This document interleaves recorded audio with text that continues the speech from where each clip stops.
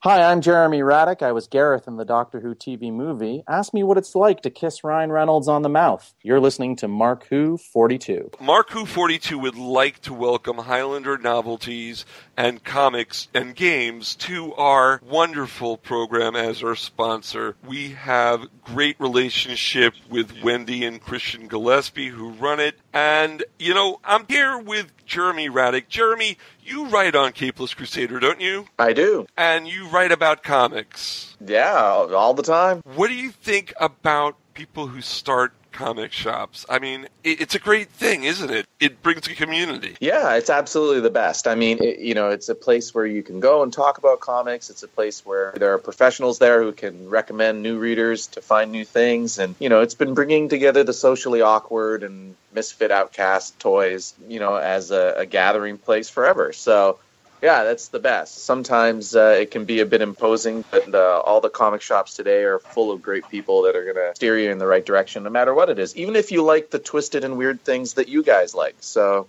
yeah, there's something for everything there. And Christian and Wendy definitely do. So if you are in the Ocoee, Florida area, which is right outside Orlando, go to Highlander Novelties, Comics and Games at 364 Story Road. You'll be glad you did. And tell them MarkWHO42 sent you.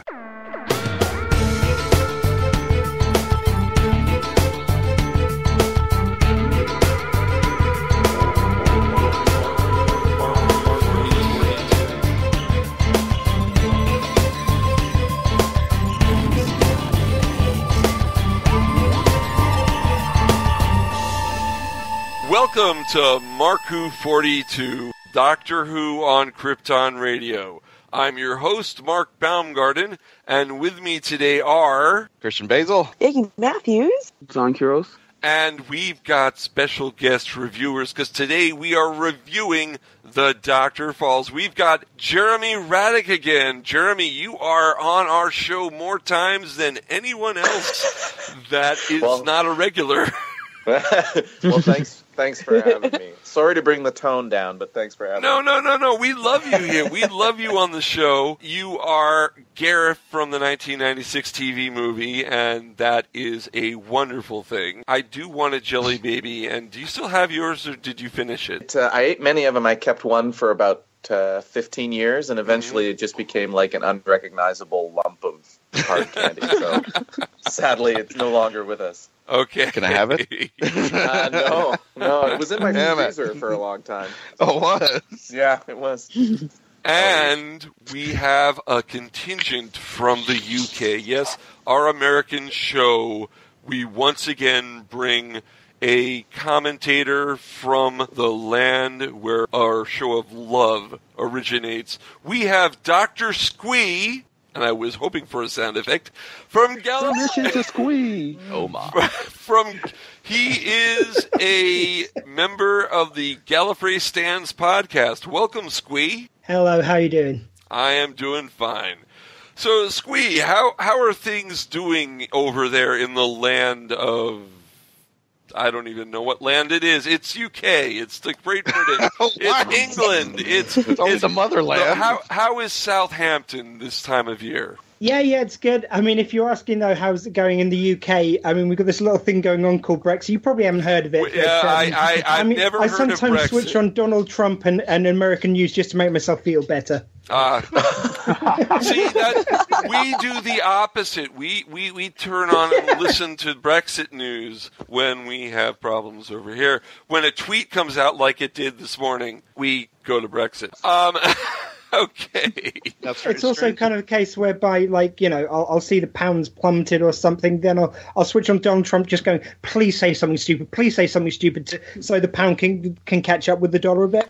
Yeah, you know what? The race to the bottom. I've been buying tons of stuff from Amazon.co.uk because the conversion rate is so wonderful. .uk. I call it co.uk. No, co.uk. I know it's co.uk. Yeah, co. But okay, it's co. We don't say .com, do we? No. Okay. Well, all right, might I recommend everybody stick a little Canadian news into their news? All right, let's go. Depressing. Let's bring in Trudeau. Yeah, let's do that. My husband's in Canada right now. Let's bring in Trudeau. Happy Canada Day to you, Jeremy. Thank you. How did you celebrate Canada Day? Well, I live in Kansas, so not very much. But didn't you? You don't celebrate it. You don't celebrate it. I had some poutine and good. some maple syrup, and we played hockey, and we were very polite to everybody. Well, the politeness is important, and poutine is delicious. Did you have the maple syrup on the poutine? What is poutine? Poutine is French fries with gravy and cheese curds. Yeah, you put maple syrup on that. I thought we put maple syrup on everything. On everything. You can also get poutine in New Orleans, but it's better in Canada. And in Russia. Yay! Shirtless and riding a bear. Okay. And I believe we put maple syrup on everything was a name of a certain adult movie in Canada, but that's not true. Oh my God.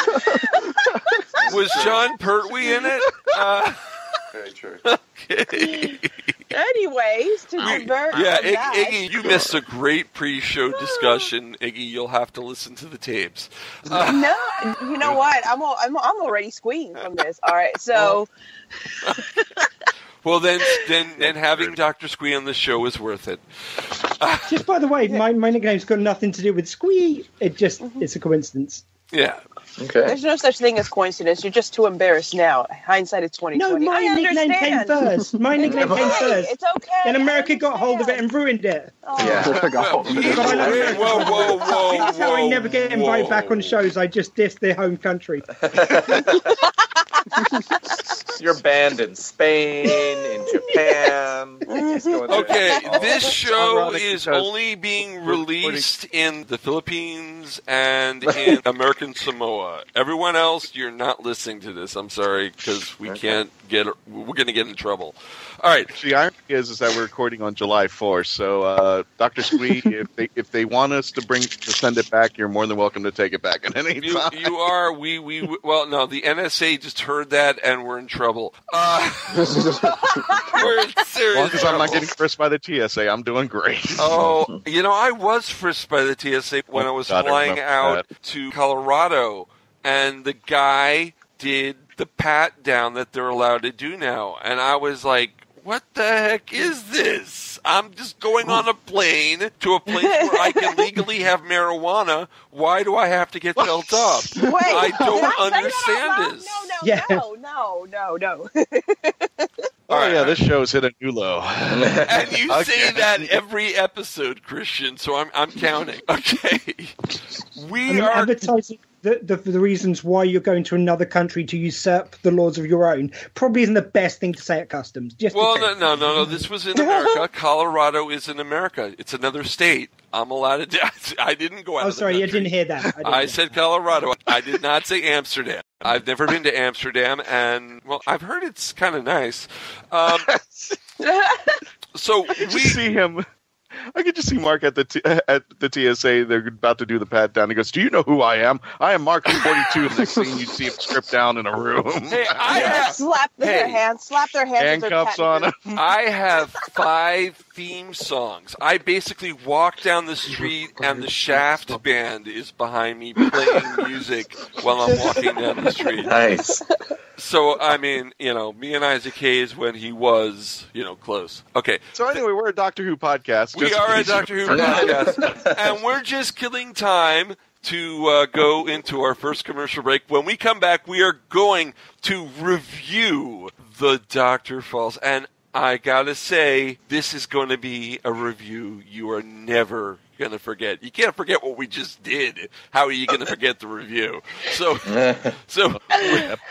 we will be right back. This segment of MarkWHO42 is brought to you by our new cosplay friend, Amelia Poole, who runs Harlequin Cosplay and Crafts Art. You can check her stuff out for purchase. You can go to MarkWHO42.net. If you were at ICCon just this past weekend that Mark and I were at, Jake and David and Terrence ran a terrific con. I want to give a ton of shout-outs out there, but basically everybody at the con I wanted to give a shout-out to. Mark, you had a good time over there. I had a great time. ICCCon was amazing. It was amazing there. But we were there shotgun with our friends, now the Sirens of Cosplay, and one of the members is Amelia Poole, who does Harley Quinn cosplay and crafts. Check out her site. Just go to MarkWHO42.net, click on her picture, and you will get free shipping for all of her items and her pictures. Yeah, all you have to do is enter the code MarkWHO42 and you get free shipping. It's amazing. Exactly there. We'll be right back after this. Don't go away. Don't go away. We'll be back with more Mark Who 42 after this.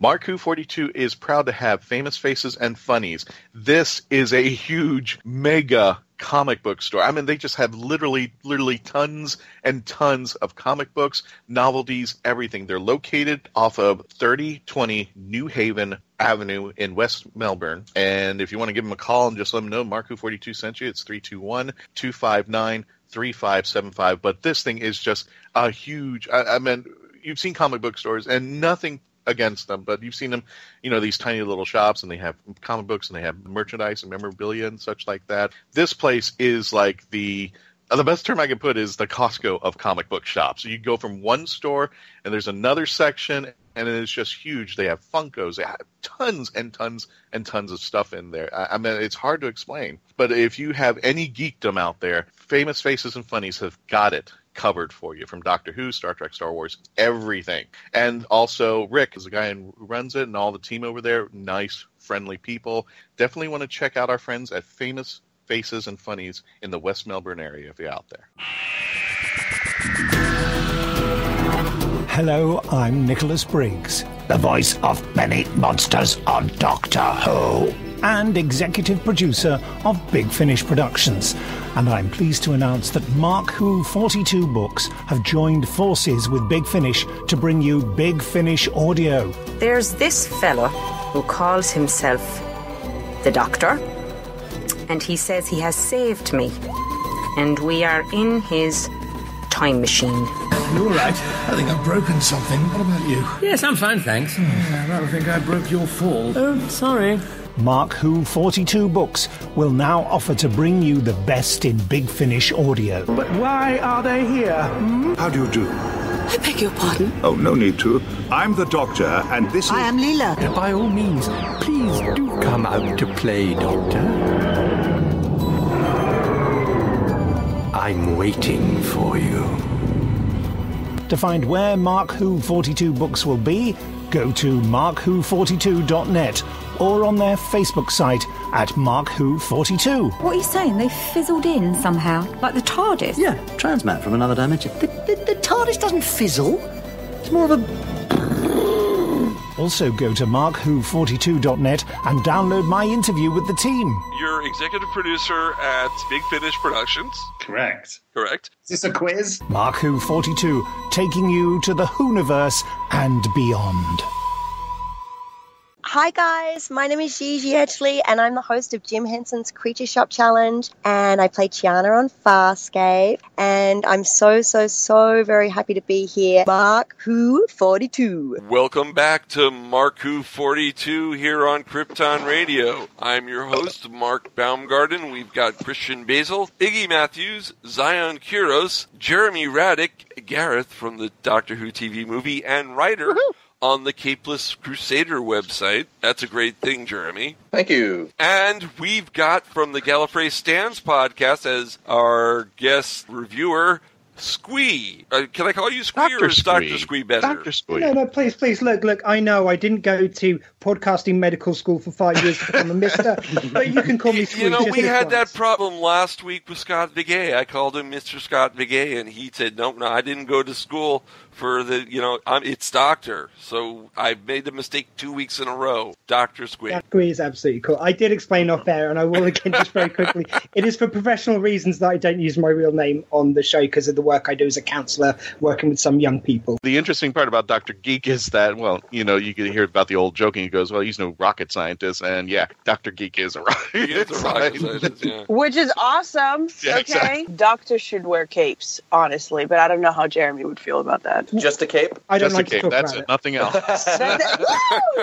There's a reason why we didn't go to Skype video today. Yeah, that's a good plan. Skype video, the bane of my existence. Let's start with The Doctor Falls. And, you know, it opens in the usual little recap, but then it completely doesn't finish the cliffhanger. It decides to do what Stephen Moffat does a lot. You know, the cliffhanger happens, and then let's go somewhere else and continue the story. But it was an interesting place to start it with, where they're in Walking Dead territory. If you think about it, it was Walking Dead on Doctor Who. Mm-hmm. Basically, yeah. Yeah, I mean, what I liked about the way they did that cutaway, so it wasn't just continuing straight on, was that when they could do flashbacks then to what happens precisely afterwards, of the Master and Missy beating the hell out of the Doctor, there's some stuff that if you play that in real time, which you'd sort of have to do if you did it as the scene afterwards, you couldn't have seen it as impactfully. You'd have to show it in full. It would have been too much. But just a couple of shots of him getting like hit with the umbrella and then getting punched by the Master and stuff. It was really kind of quite impactful. I thought. I thought it was kind of quite dramatic the way they did I that. do too. But if you think about it, if they made this show in America, they would have had an actual action scene where there would have been a big fight. I mean, but that isn't Doctor Who, is it? No, I mean, it's not Doctor Who. No, it's not. The thing I liked about this was it was sort of out of the norm of, like, you know, the Master never actually gets into a fist fight with the Doctor, like whereas they were beating the crap out of him. I mean, I thought that was really really great the way they did that, and it was something you wouldn't necessarily expect. I think it also kind of revealed that the two of them together is a really, really bad idea. You know what I mean? That you know, there's a reason why we don't have the two Masters, because it just multiplies sort of the worst aspect, and it made it feel like a bit more visceral and right off the bat, like, oh no, this is like, it's not the charming fun that you maybe initially expect based on your familiarity with multiple Doctor stories. You know, it did have that aspect, but it also right away wanted to say, no, the two of these people together is not a good idea, and it makes sort of the worst aspects of them even worse. They're more cruel in a way. That's why I enjoyed about it myself. Yeah, just because it was kind of doing something that you've never seen from them before, and it was the perfect time of having, like, that's why the story arc before of having Missy kind of having a partial sort of conversion towards good, and possibly like, can that be trusted or not? It was the perfect time to have this kind of multiple Master, because if you just have two evil Masters, then they are just really going to be just doing the worst possible things beyond where it's kind of possibly entertaining. Whereas with this, you have her riding the line between 1 minute she's on the Master side and wanting to do all that really evil, bad stuff, and the next minute she's kind of tempted by the Doctor and kind of the life she never had. Right. And I just wanted to clarify what Dr. Squee was saying. You were saying that they wouldn't do this, but I'm going back into Third Doctor world, where they were always sword fighting, and I mean, they were literally taken out. Even though we didn't see violence in this sort of way, it wouldn't put it past me, because then I go back to Logopolis, where the Master intentionally just dumps the Doctor to fall off the tower. So I don't think it's beyond him. Yeah, but if you look at the way that's done, it's very hands-off. Yeah, he's like using his compression device. He's doing it from afar. Even in the Third Doctor, it was more, as you say, sword fighting, which gets more distance. Yeah, and I think this is like, there's a panache to that, to the way the Master has reacted before. Like, there's always an aspect of it being to some degree a game, a really serious game, but there are elements of a game to it. And this was just, we finally outnumber him, so let's just beat the snot out of him. And it's kind of a visceral, I mean, it's a tiny moment. It's not a huge part of the show, but I think it did make it go like, oh, it made me, when I watched it, go, wow, that's perhaps a bit crossing the line in terms of brutality, but that's what would happen, because it's not a good moment. You know what's weird about this? This was shown at 6:30 at night. This was earlier than the other episodes that have been shown were on, and yet that scene was more violent than any other scene in the whole series so far, Series 10. And it was earlier. What was that? They were trying to give Dr. Squee more patience. I think they actually just did it to mess with me because a lot of the time I've been working while the episodes are on because I work weekends sometimes. And this week I would have been home in time for when it was on usually, but because it was on early, I was at a stupid family barbecue to spend time with family. Who wants to do that over? That's why he doesn't give his real name. I was traveling back from my brother's to home, and so I had to watch it after it was shown, which annoyed me no end. It's the one bit of appointment TV I've got left is Doctor Who. Right. We were saying on previous shows of MarkWHO42 that there's no way you can change Missy to being good because of the drums, because of the craziness. But at least they explained in this episode when he went back to Gallifrey, they cured him. So Missy had a chance to go good because she was no longer as crazy as the Master was because of the schism. Was two things in that for me. One is the drums had a particular function, so it was meant to set him as an anchor for the Time Lords. Right. So as soon as that's done, I didn't even think that was part of the cure. I thought the cure was more him kind of transitioning between undead when you saw his skull and stuff. I thought that's what he's fixing. I assume the drum beat finishes as soon as he sends the Time Lord home because it's no longer got a function, so it stops broadcasting. Yeah, that's how I too. take that. To me, this was also the version of the Master I thought that Sims always should have been playing. It got rid of a bit of the silly campiness that he'd done before. Yeah. It was just all out evil. I thought he had the potential, and we saw it here, of actually being one of the most evil Masters ever. And I really feel like we saw that play last night. Now, we normally start the review by every one of us rating the show. And so on a scale from 1 to 10, we are going to do that. Right, before you do that, can I just ask one thing? Because this section is broadcasting on Gallifrey Stands as well. Oh, yes. And the way we usually do it is we rate it either out of 5 or 10, depending on my mood on the day. Sonic screwdrivers. So that's the rating system I'm going to propose to you today. So Sonic screwdrivers... How many Sonics out of 10? Okay, how many Sonics out of 10? Okay. And we will start ladies first. Iggy? I will take 4 whole. 4 out of 10? Wow. Oh, well, okay. Well, no, my bad. I'm sorry. I'm used to 5, and Mr. Squee just made me completely bosh that. But if we can on do a 5 or 10. I don't care. On a 5 scale rating, I give it a 4. On a 10 scale rating, well, I'm a woman, and that's way too many decisions. I'm going to need at least 2 hours. I think you multiply it by 2 and make it 8 What do you want to do out of 5 out of 10? 8 out of 10 equals 4 out of 5. So Iggy let's just stick to one or the other, guys. Come on. Yeah. I do 10. I do 10. No fractions. Iggy, 1 to 10. 8. 8. Okay. And any particular reason? Okay, so seeing Missy and the Master, it's literally one of those things where you're watching the episode, and depending on how good it is, depends on whether you can get up and go tend to a chore or go tend to the kid or whatever. Literally, as I'm watching this, I'm like, not now, baby. I'm watching this. Not now. Wait. Okay, I'm watching something, okay? If you come into this room one more time. So that right there, you had me. Like, the whole time I'm watching this, and I'm like, and then, So that hasn't happened actually at all for me this entire season. I've been able to put it down, pause it, and just come back to it and be like, okay, what am I missing? Let me catch up. What's going on? So I definitely appreciated the grittiness and just basically kind of the edge of your seat. I'll go ahead and pass it over to you guys. All right, Zion, scale of 1 to 10 Sonic screwdrivers. I give it an 8. I'm giving it an 8. It's easy. One of your highest scores of the season. That's good. Yeah. It's definitely not better than last episode, but I would have rated it higher only for the sole fact if Bill actually stayed dead. Okay, and I do remember what you said last week, so that does make sense. Mm-hmm. Christian. Yep, I'm going to follow line. I'm going to say 8. At some points it jumped to 9, but I'm going to hold it at 8.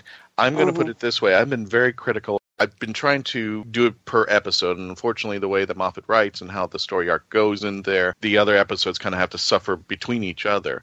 I didn't like the series as much as I wanted to, as much as they hyped it up and thinking, because I still don't even know what that hashtag Time for Heroes meant. I don't know where that was going there, and they used that, and I was like, okay, fine, but it seemed very generic. I wasn't too happy with this series in its focus, in its root. But with this episode, having said that, I think this is the only way you could have ended it.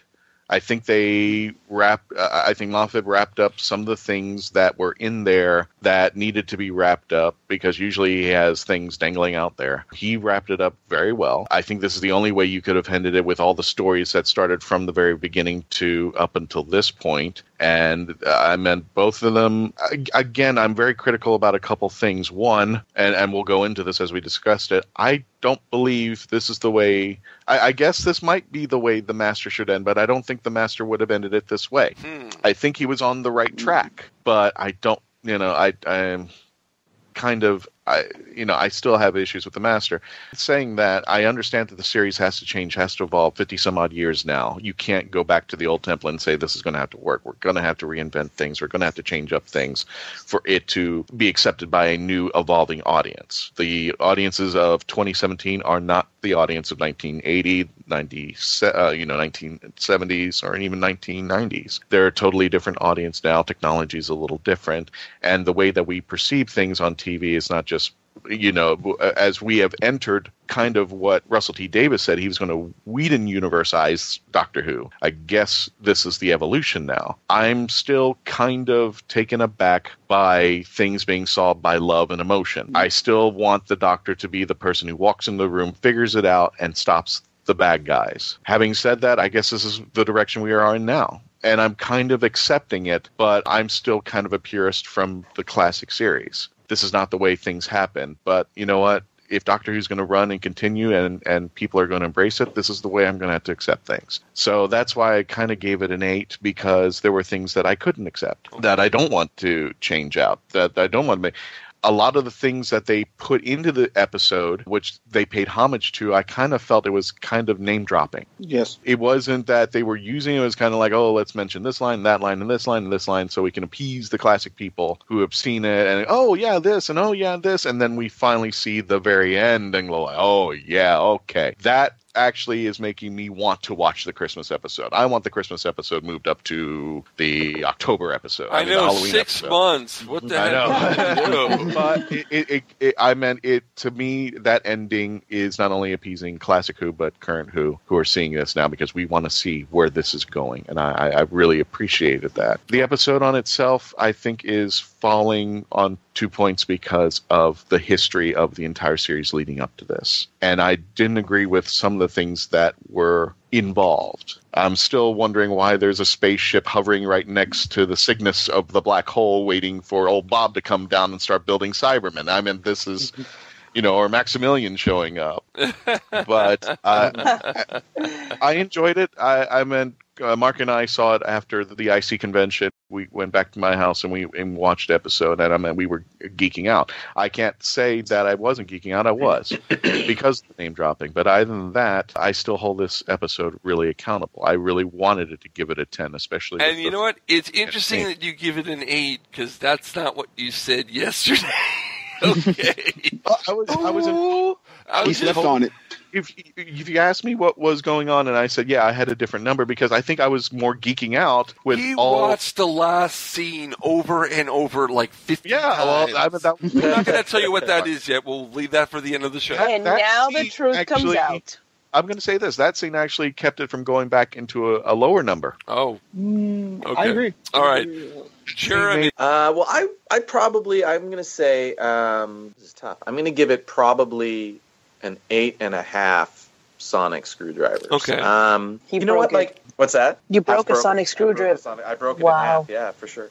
It's the one which got ate by the shark in the Christmas special one. That's right. Yeah. No, but I really there's the things that were excellent in the episode were among the best it's been in some time. And unlike it sounds like the rest of you guys, I've really loved a lot of this series, and I thought it's really great. I think it's a divisive series in a lot of ways, but I really do love it. And I thought it showcased Peter Capaldi's Doctor and how much he has grown as a character over his period. I mean, he's the Doctor that really, to me, feels the most radically different from the first time we saw him to the last time we saw him. And that he gives, such great moments and a lot of richness. And it's really an episode about change, and it was very consistent about that. And the question of change, all the characters have changed throughout. Capaldi's doctor has changed, and certainly Missy's on a journey of change. And part of her journey is how much has that change really taken effect. And Bill obviously has been changed. So, I think that there was lots of it that was great and wonderful. There are a couple of moments that I thought were not so great or wonderful, which we can talk about when we get into more specifics. But overall, it's hard, when I think about some of the final episodes of The Doctors, this is probably going to stand as one of the more emotionally satisfying ones because it's got so much heart in it. From a plot-wise, like strictly speaking, like what's going on in the episode, it's certainly one of the least complex. It's basically just a Western, defending the town from the bad guys. And, the Cybermen invade, and that's pretty much all they're there to do. Clearly all the stuff that they wanted to have land, which was the stuff that is about the characters, landed really well. So that's why I give it an 8.5, despite some flaws. Dr. Squee. Okay, I'm going to go 9 Sonic. This is why. Okay. Now, partly is just a visceral feel at the end of the episode. So, partly, of course, it matters where you've gone on the journey to get to the end, but it's how you're feeling at the end for me, which kind of really makes a big difference. But that kind of stuff along the way. The two masters, I thought the way they did play differently, yet the same at other moments. It was that wonderful moment when Nardole was saying that you don't have to tell me twice when they said the same line each. That was kind of really nice little moments. And you've got kind of John Sims's kind of dark as he was playing, then to sort of just slightly undercut that in one moment where he's getting aroused by Missy. And they did a little nod gag there, I thought was brilliant. So just little moments like that. But the thing with the way that Bill died, which has been much talked about already kind of online, I kind of agree that maybe the way they kind of wrote her out in the end was a little bit... It's sort of, they had laid down a little bit of pseudoscience for it in the first episode, so there's kind of a bit of an out there. But it wasn't perfect, but after the way they left it in the last episode of her having just died, if you kind of kill her off like that, the problem is you've kind of done a bit of a skin of evil, like in The Next Generation. Yeah. Where you've just got this character who just dies and you don't feel like you've had a really nice death moment. I don't mind them killing off characters, but you want to have a satisfying moment when they leave the show. And I did like all the stuff when they played the people being scared of her, when she just felt like her. Right. I thought that was kind of nicely done. It would have been nice if there was some sort of explanation for why she was able to feel, as opposed to just, well, you're my companion, so you're great, so you can do stuff. Well, no, I think they did mention, they said her experience in the Monk timeline. I don't know. I'm not buying that. Yeah, exactly. It just felt a little simplistic to me. But at the end of the day, there was just so many kind of really wow moments. The moment where the Doctor had that speech, which kind of like, even though the Missy and Master walked away, kind of it turned Missy on her heels a minute later. And that moment between the Missy and Master, the only things I think which would have really pushed over the line for me were to have a better kind of explanation for Bill's death and the way that went, and to have the one Cyberman they didn't have, which was probably the Cybermen for the longest in the original show, were the kind of square-headed Cybermen, which I remember from when I was growing up. So it was nice to throw in a few of those. Yeah. Unless there was a shot which I missed, I don't think they had any of those in there. So that just seemed, why not have because you've already said these are from different points in evolution, so why not have every single type of Cyberman you can? And the only other thing which I would like to have seen is, seeing as you have just shot the Master, why not just show him regenerating? I just like regenerations, really. So I just wanted to see that. And then finally, just the ending was great. All right, I guess it's my turn to give a rating. Last episode, I gave a 10. And I said that that was last episode. And I said I was worried if that one was a 10, we had to have a perfect final 3 episodes. If it went down from that episode here or the Christmas episode, the trifecta wouldn't have worked and it just would have been bad. And I have to say my worries were pointless because I give it 10 Sonics. In fact, the ending, I would like to add a few Sonics to that. The very ending, I didn't watch it as many times as Christian did, but I was totally satisfied. And again, we will talk about this ending later on in the program, but believe me, it was great, and I definitely have a few things to say about that. On point, the Master and Missy storyline, I think, worked. I like the fact that, and I am going to jump ahead because, we do that on the show. When Missy kills the Master. It brings to me the Big Finish audio in the Unbound universe that Annabelle Weir played the Doctor. Because you stole that from right, me. I did mentioned that. But I knew it too because I'm the Big Finish whiz here. And I remember in that the Doctor was changed into a female Time Lord because she committed suicide. And by shooting herself, even in another regeneration, she committed suicide. So it does bring Big Finish into it again. And I want to thank them and say, Nick Briggs, I hope you're happy. I didn't even notice that. It brought in alternate universe because it's the only one time in Doctor Who that we can openly say the Doctor is female, and it was one of the what if questions if the Doctor was female. So I called that out though. That's not fair. But I said, oh my God, it's exile all over again. We both had it because I had that too. Although if you think about it, it's not continuity that's the way it always works because now in the TV version they've had some regenerate into a woman.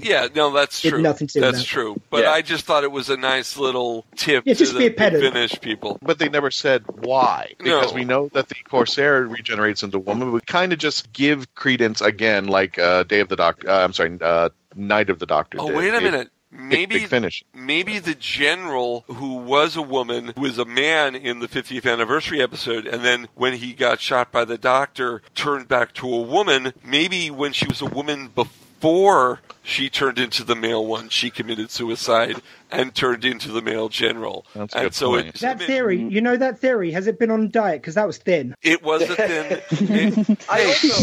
Here's the other thing I would say about that is just that isn't a lot of the times when the Doctor regenerates, isn't that kind of suicide? It all depends on how you define suicide, because there's lots of times when he deliberately does something that he knows will result in his death, or sacrifices himself in some way. Yeah. Also, you have to factor in unintentional suicide, because if you really want to, you could consider Six regenerating him up in his head as a suicide as well. Well, if you go to Big Finish, I think you have to. Yeah, if you go to Big Finish, it wasn't. So that's all I'm saying. Well, in Big Finish, he does choose to go there. You know what? You're right. It is suicide there. Okay. Yeah. But that was to stop the Valyard. That was a motive. And we could play all day with... sure. Well, if you go to the Virgin books, the Seventh Doctor actually killed the Sixth Doctor. I'm going to get my gardening gloves because we're in the weeds a little bit. Just a tad. He took over because the Sixth Doctor was ineffectual, according to the Seventh Doctor. So the Seventh Doctor actually was the cause, and he killed himself backwards. So, well, I guess okay. So the Doctor falls, you say? Yeah.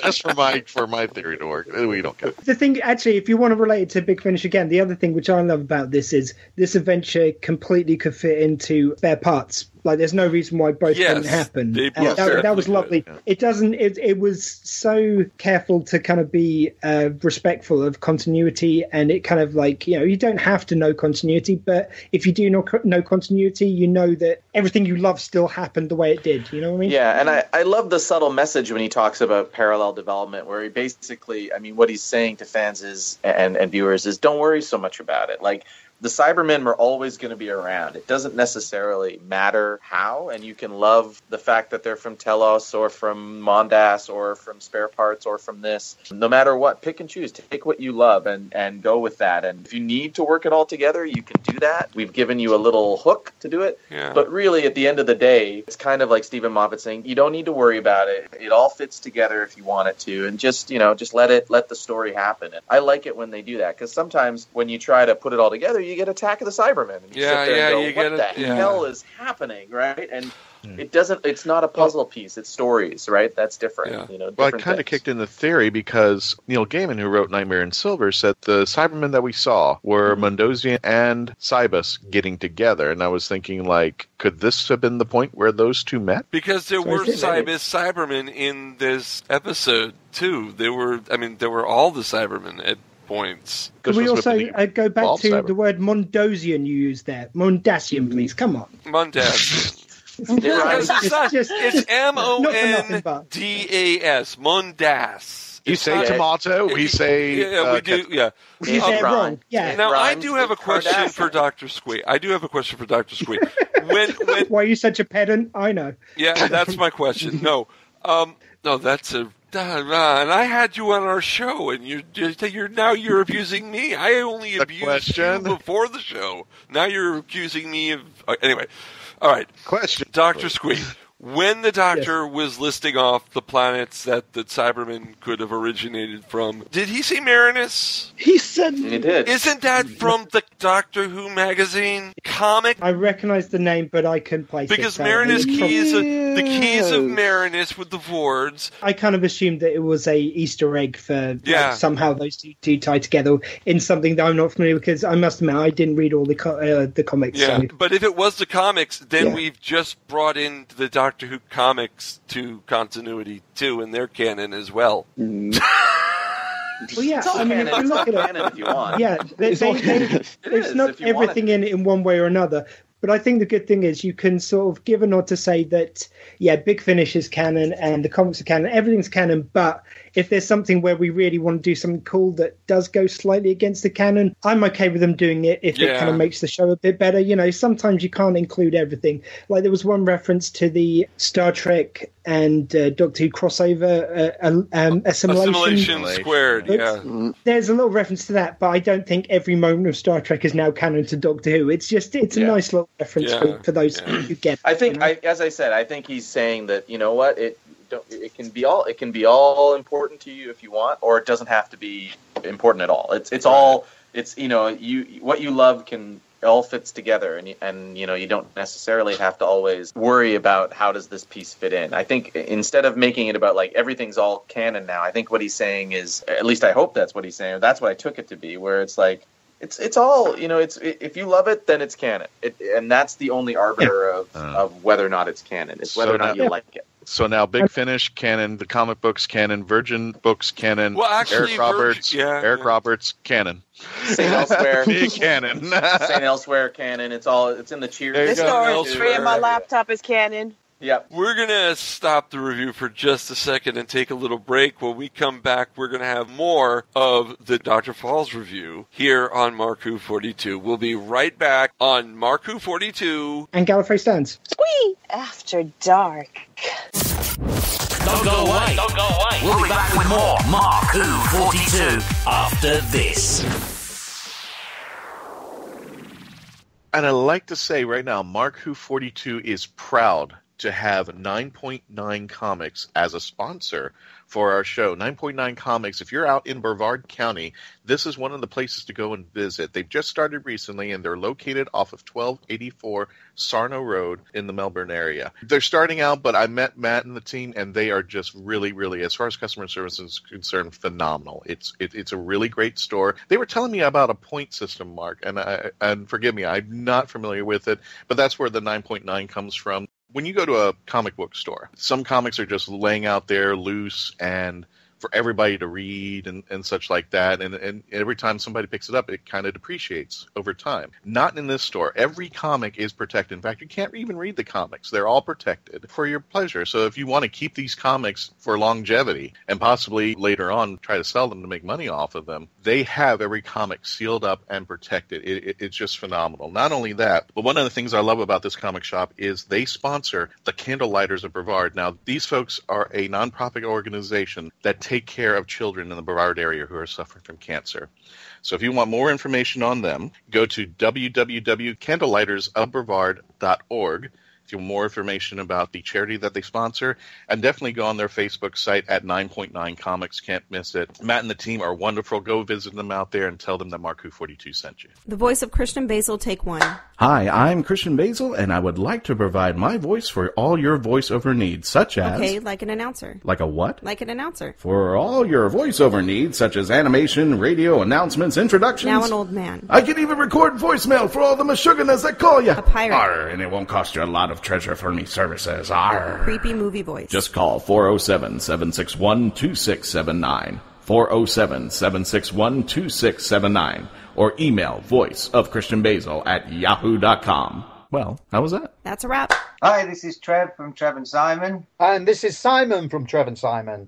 And you're listening to MarkWHO42. Welcome back to MarkWHO42's review of The Fall of the Doctor. And fall he did. I'm your host, Mark Baumgarten. With me today are Christian Basil, Iggy Matthews, and Zion Quiros. And we've got our special guests, Jeremy Raddick of the Capeless Crusader website, and Gareth from the 1996 TV movie. And I just wish I had more of your jelly babies to share with the rest of the group. Is that a euphemism, Mark? Come on. Oh, my. Well, we did say it was MarkWHO42 After Dark before the commercial break. Absolutely. We did. We also have, from the Gallifrey Stands podcast, and we are simulcasting with them, we've got Dr. Squee. Woo! Thank you very much. I love the fact that technically has you welcoming me to my own show. I am welcoming you to your own show. And by the way, all of you, please welcome to Gallifrey Stands. Yeah. Thank you. Thanks for having me. And why don't you welcome us to your show? Well, I just did. That's why I said Oh, I see. Were you listening? Well, see, I list everyone's names. He just says welcome. That's it. Okay, that's okay. Because you just did the I know. It would be redundant. It would be redundant. It would be redundant. That's true. And this episode definitely wasn't redundant, in my opinion. Let's go nice to... segue. What was that? It wasn't a nice segue. See, I'm the king of segues, but usually they bomb. This one was actually good. I want to go with Jeremy on this one. Jeremy, tell us what you thought, because this was an important segment of the show. The fact that the Doctor will never know that Bill's still alive. The last memory he has is of Bill, of everything dying, blowing up. He blew up the whole level of the spaceship and killed all the Cybermen, and he wakes up on the TARDIS floor, and we'll get to where Bill is in a minute, but, he thinks Bill's dead. Yeah. He doesn't remember Clara either, right? Yeah, he doesn't remember Clara. He just knows there was a Clara, and now 2 companions in a row that end on a terrible note for him. For him at least. Yeah, I think. It didn't bother me. I thought that was fine. And to be honest, I didn't really think about it from his angle all that much because the show didn't really present it from his angle. Right. I do think, I'm a fan of when Doctor Who is kinder rather than more brutal. So I can understand that Bill's fate's going to be pretty controversial. And some people will be like, can't we ever just have something bad happen to the companions and go from there? And I see the value in it from time to time. But I always like it more when they figure out some sort of happy ending, even if it means that it lessens what could have been something pretty impactful. So I liked what happened to Bill. I think it was fine. I didn't really want to see her die or be a Cyberman or whatever. No. I didn't agree really with want that. to see that. I didn't want to see that. We kind of got a Clara double ending where, the Doctor, it's bad, but Clara got to live on adventures with me. And now Bill gets to live on with what we thought was a plot hole from episode 1. I thought they fixed that plot hole. She came back. Yeah, they did. Heather came back, sexier than ever. I think they probably could have seeded that a little bit better. There were 2, to me, when I talked about my general review, the 2 big flaws that I had with this episode were 2 things that seemed to come out of nowhere. And once Heather came back and the pilot was back, I was like, okay, technically, yes, that's totally plausible and it makes sense. It would have been nice if from a structural, dramatic storytelling point of view, it wasn't such a surprise that you had to go like, oh yeah, that happened. It kind of feels a little bit like a big whopping Deus Ex Machina coming out of nowhere. And the other problem that I had with the episode that kept it from being a perfect 10 is the Doctor's regenerative defiance at the end. Before we get on to that, sorry, just because while we're on the same bit of where the woman from the pilot comes back, if you did have her kind of introduced in other episodes, so you're leading up to this, it could seem forced. I like the fact they didn't feel like they had to shove her into other episodes to make that on running string. I like the fact that it's sort of like, look, we've left it here and then we can pick it up back here. Yeah. And that kind of worked okay for me. I mean, I can see what you're saying. And also, technically with Clara, if you think about it, even though she does go off and have adventures was with me, she does still die. Like, there's no escaping the fact that she's still dead at the end You of it. really think Clara, the person that she was ever going back to Gallifrey? She's never going back. I bet you she will. No, I think she is. She's I think never she is. going back. She's too No, I alpha think she male. goes. No, she accepted her death. She just said she wanted another adventure on the way. So I'd say they've already kind of covered that. That's what the Doctor says, too. I'm going to go on a limb and say this is not the last we've seen of Clara. I hope it's not the last we've seen of Bill and Heather. This is the other thing I want to address, because you were saying about having the Doctor never knowing. You've still got the Christmas special to go, and I think that is a time when we're going to see Clara come back with me and perhaps even go from there to her ultimate fate, so they've kind of closed that little loop. You're going to have, I think, they're going to see what happened to Bill. I think also the other one which they've left open, which I kind of hope they leave as it is, I like the fact that they had left Nardole on the station. Okay, they'd won that day, but his last bit is saying, well, we've survived for now and I'll think of something later. Right. I thought it was so poignant that the Doctor won, but if you really think about this episode, he didn't win overall. He even says it. He signposts, look, I'm not after falls. I'm just after doing something good this day. Yeah. And it's not a perfect ending, and I kind of I think that's nicely bittersweet. So if you really don't want to look too hard, you can just go, the Doctor wins, ha ha ha, I'm not going to think about anything else, la la la, he survives, everyone's good. But if you really think about it for any time, then the Cybermen are going to regroup and they're going to attack them again. They're going to win. Right. Well, and that I think is so poignant. The Doctor falls. That's what it's called. The title says it's not a happy ending. Yeah. First off, the character of Heather, the first thing I thought when I first saw Heather's character was, okay, this must be the good aliens from Mars, with all the water leaking out. Second of all, this is a bad confession to make, and I don't care. If Stephanie Hyam comes to me in a wet T-shirt and says, I'll take you anywhere you want to go, I'm going to grab that hand and go. I'm there too. I would go. Outs. I would go too. I thought she was the sexiest thing on the show this episode. And that's even with Michelle Gomez on the show. I still thought, Heather, There seemed to be two Heathers. There's the one at the very beginning who was just quiet and screaming and coming up as a Terminator from, a liquid Terminator from the ground. And then there's this one that was nice and sweet and says, I've been following you this whole time. And I said, how is this the same? She's been learning. She's evolved. I guess I can take that because she also saved the Doctor. So I'm putting that on the, all right, I get it, shelf. I'll let that slide. And she's like, I'm ready, Bill, whenever you are. So I kind of got it. It's again that love thing where, okay, fine. I'll let it go. If this is the way that Bill was destined to end, I think for this series to work, the only course of action we could take with Heather and Bill was to go. And Zion, this may be why they kept mentioning in every episode that she was a lesbian, so that you would get that she would go off with Heather. They wanted to remind you all the way through the series so you wouldn't forget this scene. Don't start that. We are fine with it. But Zion just said they kept setting it up, and we knew it. We already know it. Why did they have to keep repeating it? I didn't feel like they did overly repeat it. They had, I don't think they did didn't either. have any more references than. Whoa. They didn't have any more references than they do when they've got straight characters and they're talking about people who they fancy. They didn't have any more love interest than they usually do. Right. I just think it's like, I love the fact that they did sort of a double bluff on it when they went back and they saw the drums and she was kind of being all coy about it. And it turns out that they were being weird about her only being attracted to one sex. I thought that was hilarious. I'm kind of not taking this on to the defense of her being characterized as a lesbian, and it's been brought up a couple times. What I don't appreciate is that there seems to be a media that comes out and says, oh my goodness, we have the first lesbian character, or Captain Jack, we have the first thing.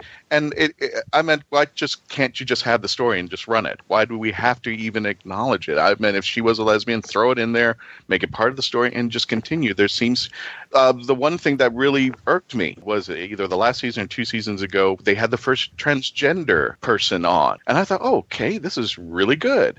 So when you say that and bring it up, I'm thinking they're going to somehow make it part of the story and make it part of the Whoniverse, and this is going to be something really great. No, they made the character into this kind of big, I don't want to say anything bad, but kind of like this big doofus. This is kind of a big, bad representation. I said, make them a very strong character. Now, maybe that was the impression of what they were supposed to be doing, but I didn't take that. I said, so what? The first transgender is going to be a big doofus character? Why not make this person a very strong, and if you're going to bring in the transgender, make it a part of the story that I can appreciate. Don't hit me over the head with it. Say, this is why.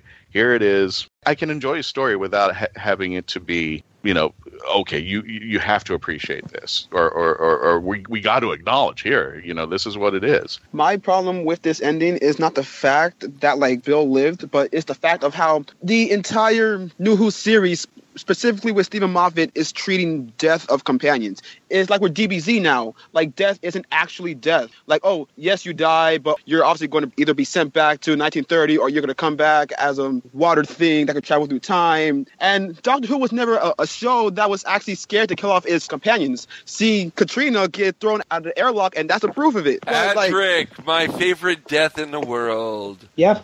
Well, I think that's true, but hang on. I think that's true, but I also think over 26 years of the show, 2 companions got a unhappy ending, right? I don't think through Sarah Kingdom is a 3. Well, yeah, and then right? you can count. Sure, and that's all in the same. That's the same story as Katarina. So the bulk of them predominantly go off and have a happy ending. And part of me sometimes feels like if the show becomes about traveling with the Doctor winds up with bad things happening to you all the time, then it's going to stop being smart to travel with the Doctor. Yeah. Right? There has to be some way that your life, for most people who travel with them, they wind up better than they would. And that's throughout the classic story. So in most cases, but Moffat hasn't been doing that. And Zion, I hear completely what you're saying, because I can totally see how some people might feel like it's a bait and switch, right? Yeah. So I think Zion, we're kind of on the same page in that I don't like the fact that they tend to put, or at least I can see why it becomes troublesome when they put companions into these things that seem very final and very Jeopardy filled, and then kind of twist themselves, get them out of it. And I think that's what people react to more. But as I said earlier, I like it when Doctor Who's a bit more optimistic than it is bleak. And so, especially with Bill, who was such a kind of great, earnest, fun, sort of positive companion, I didn't necessarily want her to go out that way. So I was okay with it in a way that maybe other people might not be okay with it, because it's why did you put her in? If you're just going to have her live, why put them through that? It could be seen sort of sometimes as a bit of a trick, but, I hear where you're coming from on that. I fully agree with that, because, some of the best exits of companions, with Leela and Sarah Jane, was just because life is happening. Whichever the reason is, you just leave, right? My thing is that with every companion, starting from Rory and Amy, it was either that, okay, we're about to die, but we're not going to die. Mm-hmm. If you're going to put them in a situation where they're going to die, at least go the full mile. But if you're not, just put them off like how you would with the average companion in the classic series. Yeah. And I think also, writing on that note, if you are going to bring them back, remember, you're going to put them in a position that might soften the impact. I'll give you a great example. Let's do the spinoff, Torchwood Children of Earth, when Ianto dies. What if Ianto all of a sudden came back? Now that's going to impact the feeling when Jack and Ianto are dying in the one scene in front of the 456. Now we bring him back, and it's the impact and the feeling. People walk around and Ianto's dead,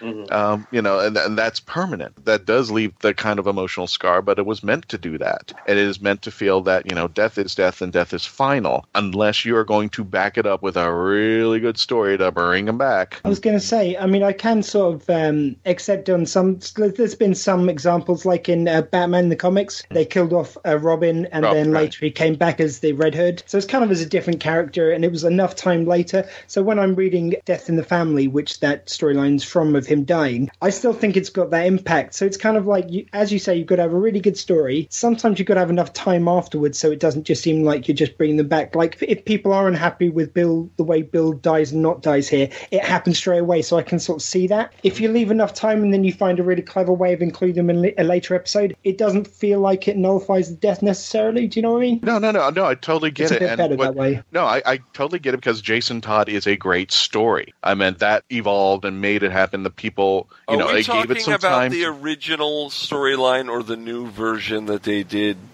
Oh no, the original version. Let's not. The original version, the one one that I voted for Jason Todd to die. I'll stick back into Doctor Who, and between Jeremy's time on being on the show and the 2005 episode, in the second episode where he now says, I was on the Time Warp. Now we kind of feel a little bit, because now we kind of give credence to that distance of time that the show was on the air, and now we kind of use our imagination of like, oh, what's this Time War thing? And this is kind of like why he was off the air. He disappeared from the universe because he was trying to save it, and we didn't hear anything about him because he disavowed what was going on. So there was something more to it than when he just left the screen and then just all of a sudden came back. We now have this new build up. So if you're going to do that, if you're going to either you're going to make somebody's death very, very impactful and make it permanent, or you're going to do, and I think Big Finish did, bring Adric back for one episode or something like that. No, Adric's back for good now because they're doing stories that take place in season 19 now. Yeah, but there is an adventure where they had old Adric from... Yes, I remember that. And he hated twice the Doctor. they've done it in alternate He blamed timelines. the Doctor, and he was evil, and he was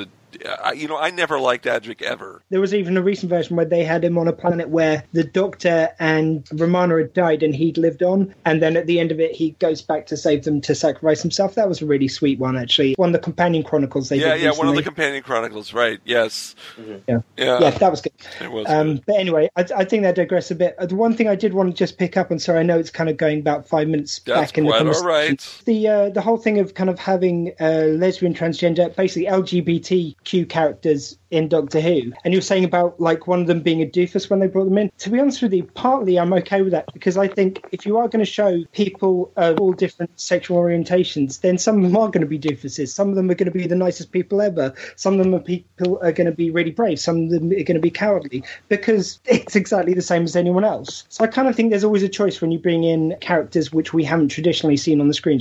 That Russell T Davies was very good at going, look, we have got gay characters and we want to really showcase them because that hasn't been shown before, and we want to declare that almost. Whereas I think Moffat has more of the style of, we're going to put them in and we're going to really just tangentially mention their sexuality as part of their natural daily lives, but he doesn't do as much of a signpost on it, if that makes sense.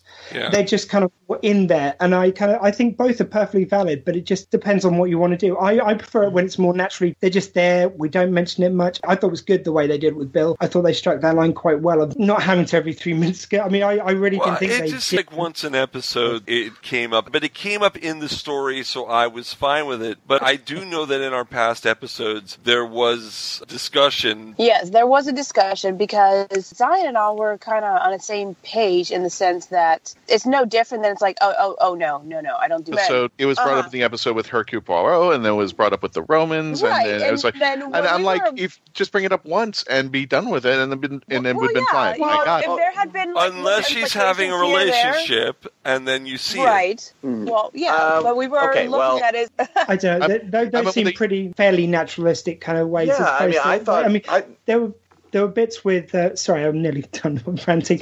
There was one bit in like a few bits in the Russell T Davies era where I thought he wanted his cake and eat it too. Like he had the cat kind in the future in Gridlock, played by Ardal O'Hanlon. Yeah, I love him. And at one stage they've got a lesbian couple which are just there, but then they say something about them being a couple, and he goes, "Oh, I'm an old-fashioned kitty. I don't want to see that." And it's like, well, you've just said it's in the future where gay is just normal and just so commonplace, and then you've got someone who lives in that time reacting as if it's new and strange. I don't like it when it's a sort of mixed message. I felt it was kind of more on point in this series. I also think, like, I mean, I don't know enough about all of my podcast mates at the moment, but what I will say is, like, I'm not sure that it is that different from what the experience of a young gay person would be, which would be to say there is a socially accepted default of heteronormative life, right? Right. And if you're young and people want to flirt with someone, they probably, if you're gay, you probably do have to bring it up more often than a straight person. Right.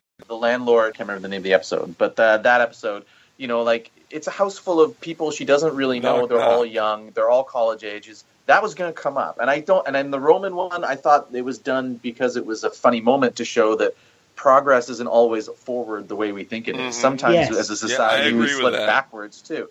So I think it always served a purpose, and it always felt very I don't think it was ever about like, hey, we got a lesbian on the show. And I think there is a bit of something to be said for underrepresented people finding avenues to see themselves reflected in the culture. So sometimes they do publicize a trans person or an LGBTQ person because they want to let people who probably don't watch a lot, see themselves a lot in television, know, hey, there's a place where you can come and see yourself. And it's not necessarily always a bad thing. It could seem obvious to us, but we don't have to live their experience of actively trying to find someone who resembles them reflected back at them. And I agree with you. I just saw Ian McKellen on Hard Talk, and they were talking about similar things. So, yeah, I totally, yes.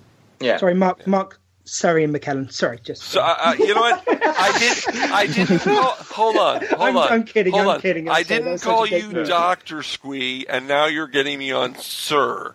Okay. No, it was such a dick I'm move. an American. We were having such a lovely, serious conversation. I'm an American. I may be an Anglophile, but I'm an American. I default back to bad grammar. No, there was no reason for me to do that. I'm sorry. No, that's fine. That's fine. This is staying in the show. I love that. That was funny. Well, okay, real quick, I wanted to touch on the fact that for Zion and I, when we were talking, it was more of if it had been like, oh, look, I think she's gay, and oh, that's interesting, and then she's in this house setting with these housemates, and then you kind of see the awkwardness and the tension of like, okay, something's going on here, I think she's gay, and then a few episodes later, she's like, oh, no, honey, no, I don't do men, and it's like, I knew it! I told you. Okay, $50 right now. You said she wasn't. I said she was. I was paying attention. I win. Okay, give me that. Okay. So instead of like all over like bing, bing, bing, bing, bing, it's almost like okay, I get it. I don't care about anybody's sexuality here. I care about the story, because me personally, I don't care if you like guys, boys, or I care if you like. I have a problem if you. I don't know. Like I know a lot of boys that are 25 years old. Oh, okay. I thought okay? you meant boys under 18. I was scared. Okay. No, I don't care if you like whatever genitalia it is that you prefer. I don't care about that. I care if you're a decent person. Okay, yes. Because best believe I'm not going to kick you out of my house for being gay. I'm going to kick you out for being a. You can say phallic douche. Piece of crap. Yeah. Okay.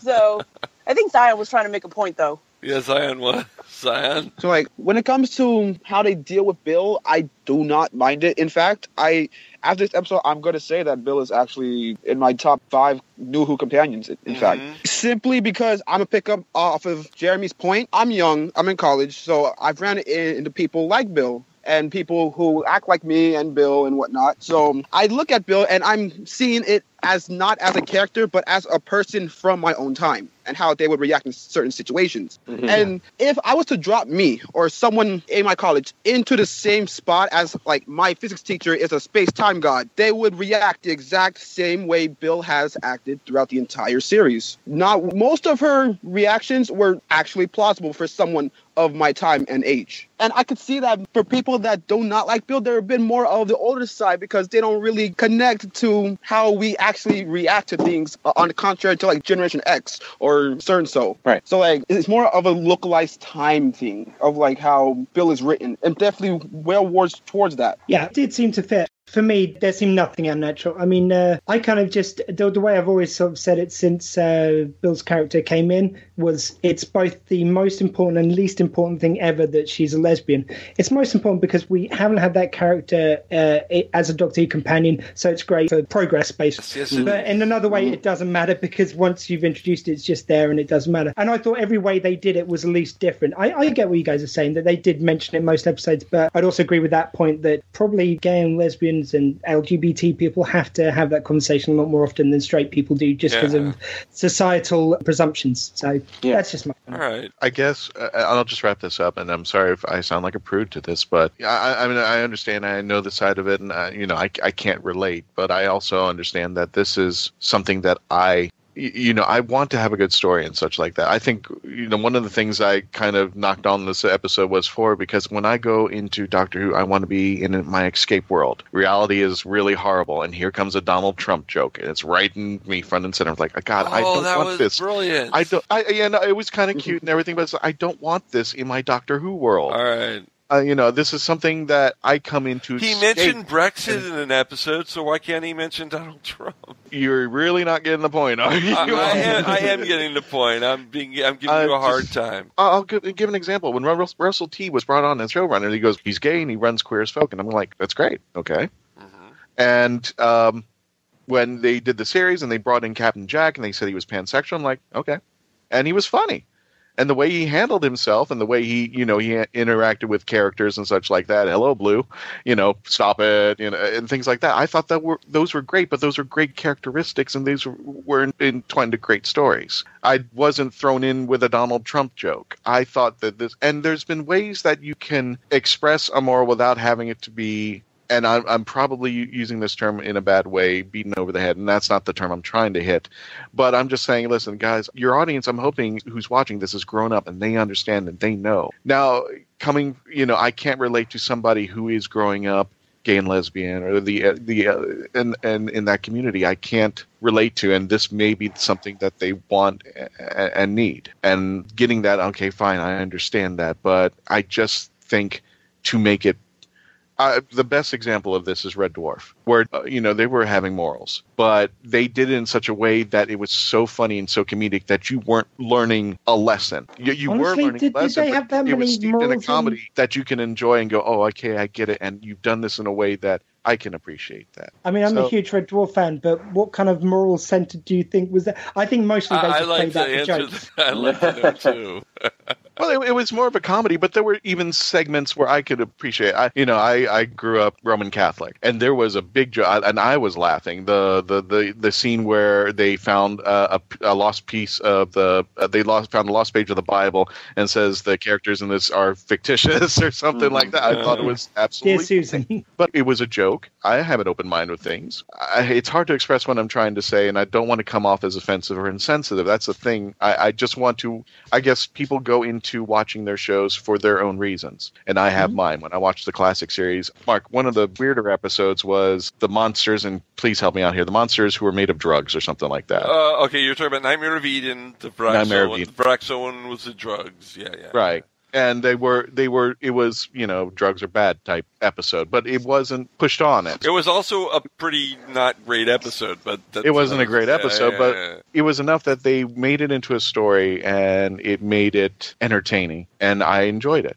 Okay. And I didn't feel like I was getting a Nancy Reagan Just drugs are bad. No. Yeah. Just say no commercial. I was being entertained, and I already knew that drugs are bad. I already knew that bullyingism is bad. I already know that we have to embrace people who have, people need to embrace things, ideologies, and things that they may not agree with, but you're on the planet with these people, and you need to enjoy it.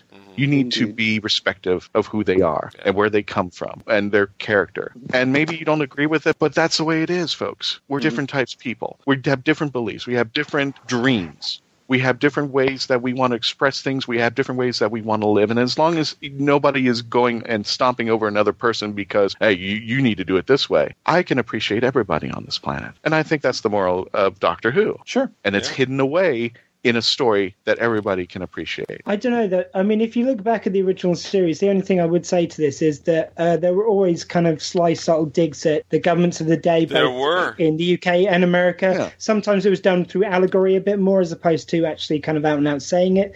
But since the show came back, like there was references having a dig at Margaret Thatcher during Tennant's era, and I just think it's just a little joke which is kind of its time. And I think partly it's also with Trump, I'd say, because it's a UK-made show, perhaps we see him more of a distant comedic figure, whereas obviously over there in America, you have to face it on a more daily basis, shall we say. Yeah. I think also as well, you can always have a discussion about the level of artfulness that you appreciate your allegory or your reference or your social commentary in Doctor Who. And I think Christian's saying that you go to Doctor Who for escapism and to be transported to a different world, and maybe the more overt and textual references to the modern society, that you find them less artful. I don't think there's anything offensive or anything wrong in saying that, because I think that's legitimate. Yeah. I think there are other viewers and fans that find that it's easier for them to connect to the series when it's more recognizable to their life. And both those positions are equally right. And that's what makes Doctor Who great, is you can have monsters from the planet Zog and have it just be that, or it can be something else more for you if you want. And the best episodes are the ones that serve both of those audiences equally well. And maybe there are moments where the modern series does cross the line, and for some people, and I think that's totally legit. There's one thing. The Trump line didn't say if he was bad or good. All it said was he was inevitable. That's all it was. You can take it as a good thing or a bad thing, depending on who you are. Yeah, I guess. I'm going to say we discussed this enough, and this sounds like okay. So let me just wrap it up by saying this. I think the best writers, especially of science fiction, have told their story, and the whole time you were being entertained, you were learning a valuable moral lesson, and you didn't know it. Well, and then all of a sudden, you're like, "What the hell just happened?" I just, now I appreciate something, and I was told through the Doctor. That's just my opinion. At the risk of giving a plug, if you guys get a chance, we did an episode a few episodes ago because it happened to be the UK election, so we did one on politics and Who. So we talk a lot about the allegories and stuff. If you get a moment, give a listen. It's not. I'm not just plugging myself shamelessly here. I got loads of people to contribute who did a really fantastic job and wrote some really interesting stuff. So if you get a moment, did you really have fun like with that. the Happiness Patrol? That didn't come up. There was so much. It didn't come up. We did. Whoa! Let me finish. Jeez. First of all, we did reference Andrew Cartmel. Yeah. We did talk about how he put in loads of references to Margaret Thatcher and stuff. But if you listen to that episode, it's about 45 minutes long, and it's all people doing different essays. And if you think about how many overt references to politics there are kind of very thinly veiled in Doctor Who, trust me, that doesn't give you time to reference all the stuff. So I know Happiness Patrol may seem the obvious one, but think of all the other really obvious references to the EU market back in the day with Pelagon, or modern episodes, Sunmakers. Yeah. There are so many, trust me, it's very easy to miss one which may seem really obvious now. The fact that you used Andrew Cartmel talking about Thatcher, that does actually cover Happiness Patrol, so it was included, whether you... Okay, good. Yeah. Okay. That's what's good. You've got to give me a chance. Yes. We're going to take one more break here on MarkWHO42. This portion of MarkWHO42 has been brought to you by our new sponsor, the Infinite Mushroom Comic and Game Shop. They're located off of 342 South Washington Avenue in Titusville, Florida. If you're out by the Space Coast, check these guys out. It is wonderful. Rick and the team out there run a wonderful, wonderful comic book store. And I could just tell you on and on what it's about, but I dare you to just go check it out for yourself. They've been out there for a very, very long time. Again, they're located 342 South Washington Avenue in Titusville, Florida. If you want to get a hold of them, call them at 321-567-4893. Again, that's 321-567-4893. And again, let them know MarkWHO42 sent you. We'll be right back. Don't go away. Don't go away. We'll be back with more MarkWHO42 after this. Come to Florida SuperCon July 27th to the 30th at the Fort Lauderdale Convention Center. SuperCon is more than a Comic-Con. It's 4 days of fun featuring comic book creators, celebrities, cartoon voice actors, cosplayers, wrestlers, and more. Meet superstars from Guardians of the Galaxy, Doctor Who, Walking Dead, Arrow, Star Trek, Power Rangers, Clerks, WWE Wrestling, hip-hop legend DMC, and more. Get your tickets today at FloridaSuperCon.com. Hi, this is Andrew Cartmel, and you are listening to MarkWHO42. We're back with the final part of our review of The Doctor Falls here on MarkWHO42. I'm Mark Baumgarten, your host. With me is Christian Basil, Iggy Matthews, Zion Kuros, Jeremy Raddick, and Dr. Squee. We are coming to the end of the show, and before we get to the actual episode ending, which we definitely want to talk about, I want to give everyone a chance to say something about the episode that we haven't had a chance to discuss yet, if you have something that you think we've missed. Don't talk about the ending. And let's go in reverse order. Dr. Squee, anything you'd like to discuss that we haven't mentioned from this episode? Well, I'll just throw a quick nod out to something that we've only touched on really, which is Noddle. because there were so many other fantastic elements which deserve to be talked about. But it's very easy to miss Matt Lucas in it and how fantastic he's been, not only this whole series, but especially in that finale. Yes. He got to be funny, which he always is. He got to be a little bit playfully flirty with that woman. He got to save the day and show his fantastic computer skills, which they brought up a little bit in the past, but really came to the fore here. There is so much which he managed to portray. That lovely scene where he was going, and it kind of like just touched me so deeply when he's in a very funny way making the sacrifice of going, whereas they all want to sacrifice themselves to save the day and let their friends live. He's the one who has to live with the fact that his friends die, and that's really, I think he really portrayed that well. So I just really want to give a shout out to him for his fantastic performance throughout this whole series, and it would be really great if maybe there was a little nod to him somewhere in the Christmas special. So that's my little bit I'd like to introduce. Okay, Jeremy? There's so much that I loved about the show and about the episode and about what they did with the emotional moments, with the Master's final comeuppance and everything. And as I said before, I think it's an episode really about change. The only thing that irritated me was I don't like it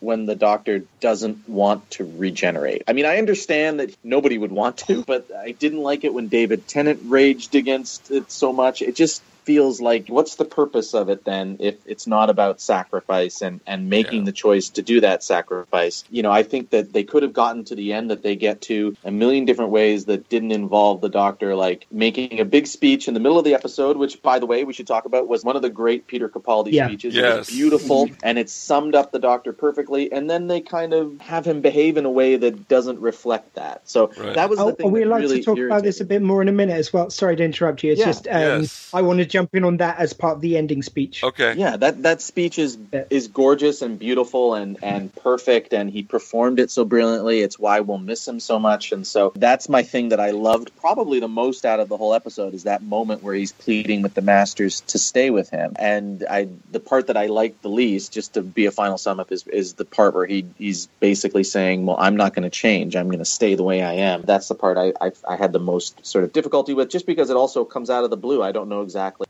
what that's motivated by all of a sudden, but you know, that was the only part that I found. Did you notice that he said, I don't want to go, just like David Tennant, and he said his first line from Deep Breath about the Sontarans. Oh, the Sontarans is from Tom Baker's first line. But he also said it in Deep Breath. We commented when we reviewed Deep Breath that it was Tom Baker's line, and now he said it again as his almost last line, so it was kind of cool. Yeah, I mean, all that's nice. I just was like, I like it when the Doctors know it's coming, and they you know, that's just a personal thing, and I just felt it wasn't set up as well as it should have been. I'm with you about, like, when David Tennant regenerated, I hate that he was like, oh, I don't want to go, went totally emo on it, and then took about 3 days to regenerate. I thought that was pushing it. However, with this one, I liked it better, only because, for me, and this is something I don't say in any insult or any nasty way, I've worked with children with autism before, and I've always said he reminds me of someone with autism. I think he might be our first autistic doctor,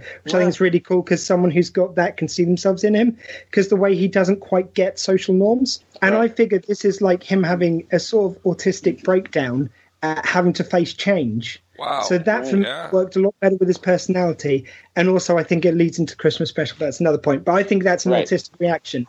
Yeah, and I think it could be redeemed by whatever they do with the Christmas special. So I'm not too harsh on it yet. But Well, I'm with you guys. For me, the regeneration has to be quick, snappy, and that 3 day where he could go around and collect as a reward. I was having a hard time originally when Capaldi's doctor says, no, the regeneration has to happen. You just can't shut it down or something like that. But it happens unless he has something to stop it, which he just says, no, I don't want to. No, I don't want to. No. You fell off a tower. You were poisoned. You hit your head on the TARDIS console or whatever.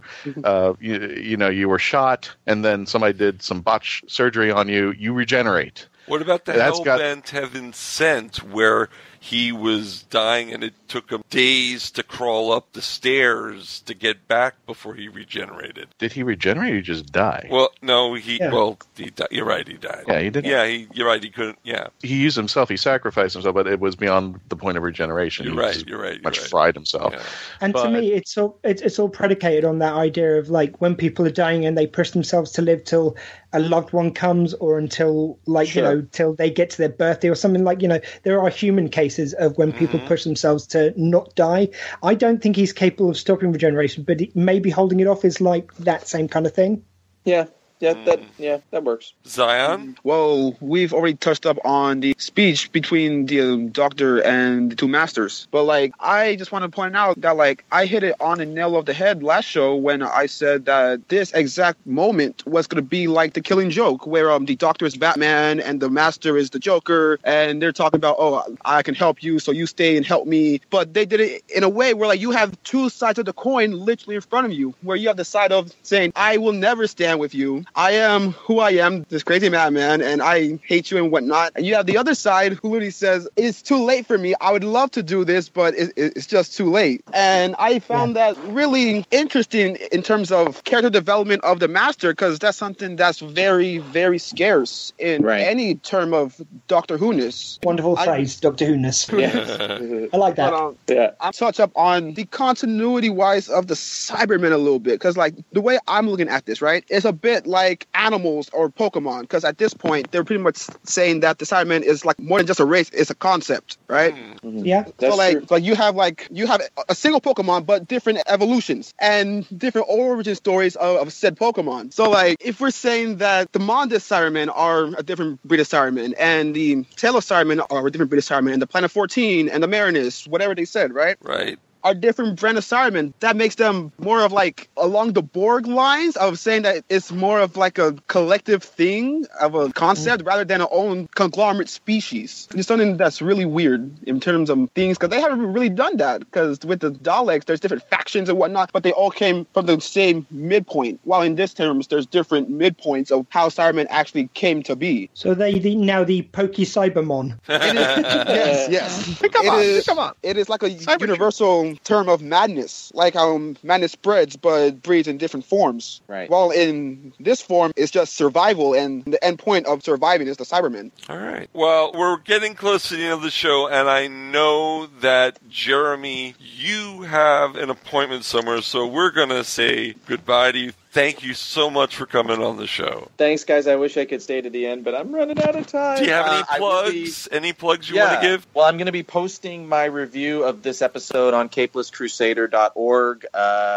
This is the Sunday, so it's going to be up after that. So head on over there to read that and reviews of any of the prior episodes of the series, as well as all of my comic book writing and film reviews on that site as well. So head on over there if you're a fan of those things. And thanks again for having me on, guys. I hope to be on again soon. It was great chatting with all of you. All right. Thanks, guys. I really appreciate it. Sorry I have to dash. That's all right. Bye, Jeremy. Bye, Jeremy. Bye-bye. Iggy, any last things that we haven't discussed that you want to discuss? I feel like we're kind of having a little bit of a Walking Dead vibe, whereas if you didn't see them die, they're probably not actually dead. So maybe be a little bit of an open mind, and don't be so quick to fall into the trap of the writers of the series. That's exactly what they want to do. You know, so watching Bill die, I'm like, I didn't actually see anything. It's just heavily implied. I don't think she's dead. Yeah, look at that. I'm going to pick up on that as well, but with the Master. Because, like, we didn't see a regeneration scene. No. But, like, if we're going by what Sim's Master said, that, okay, Missy is dead. I feel like whichever route they're going to take the Master, they're going to try and fill in the time gap between Sim and Missy. So just because she said that she was the next one, she may not have been the next one. She may have been lying to John Sim. I guess so, because in Brain of Morbius, they said that they had other regenerations of the Doctor, and those have not been mentioned prior or since then. So I still claim that those were Morbius, but okay. Well, they become Morbius in mythology. Yes. But it was originally meant to be the Doctor. I know, but in my mind, it was always Morbius. Yeah, it is now. Yeah, well, then everybody caught up to me. That's good. I'm very proud that I was the leader of that movement. Christian. Just a really quick roundup. I'm sorry we didn't get too much into the episode, but I think we had a really great discussion about Doctor Who itself. Wishing Nardole was the companion. I wish Jenna Coleman was out by the time Matt got out. Nardole was a great companion. I like the fact that they went alien with the companion, and I think he had a great send-off for me, and I love Nardole. I was very, very taken aback, as I said in previous episodes, that Matt Lucas was on board, and when I saw his character in The Husbands of River Song, it's like, oh god, they're going to keep him on there. And I thought they were more or less appealing to the Little Britain crowd. But I'm glad they kept him. I'm glad they explored him. I'm glad they used him, and I'm glad he was part of the TARDIS. Nardole, I think, is one of probably, if not the best companion of the new series. Yeah, easily. I'm going to go out and say that. Easily part of the new series. As far as the Master ending, if this is the end-all be-all for the Master ending, I think this would have been the way to go, but I kind of didn't think that this would have happened. I'm still a purist that thinks the Master would not do what she did.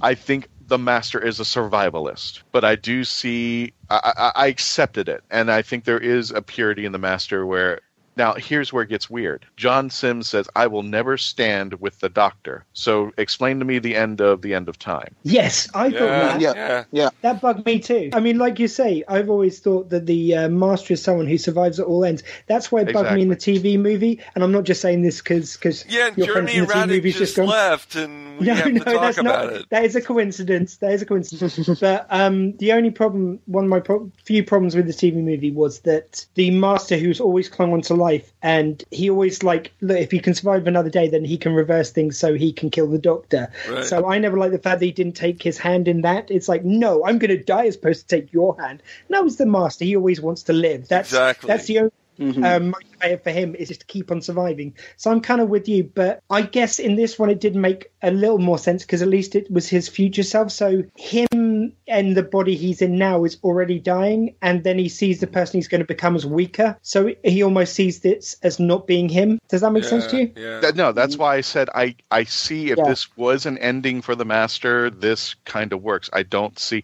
the flirtation part kind of Yeah, that was I saw was the first thing in my mind. Come on, that's narcissism at its finest. No. The first thing in my mind that kicked in was Anthony Ainley and Roger Delgado lip-locking each other. I said, oh my God, I can't do this.